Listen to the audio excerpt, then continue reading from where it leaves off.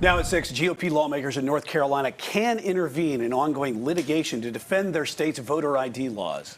And U.S. Supreme Court justices made that ruling today. Let's go to Chief Political Correspondent Emma Withrow to break it all down for us. Emma?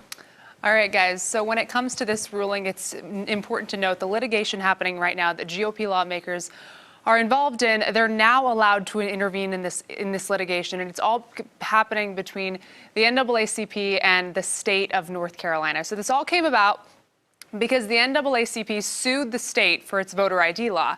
That requires voters to have a form of ID if they're voting in person. The NAACP has been arguing that this is discriminatory against people who don't have an ID. This ruling today was an 8-1 ruling, which is pretty rare in this day and age, and it really demonstrates that this decision really surpassed party lines up on the high court. I spoke with North Carolina's Senate Majority Leader Phil Berger, who led the charge in the GOP lawmakers' push to intervene. Take a listen to his take on today's Supreme Court ruling.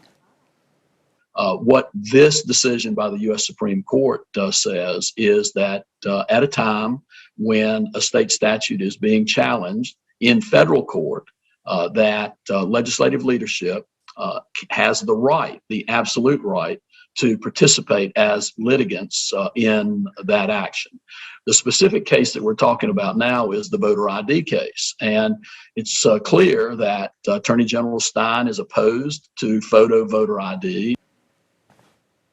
So prior to this ruling, it was Attorney General Josh Stein's responsibility to represent the state in upholding the voter ID law, even though in the past he's been vocally against it. But it's important to note today's ruling was not on whether or not state ID laws are right or wrong. They're just saying that Republican lawmakers can become a party to this lawsuit. Back to you guys.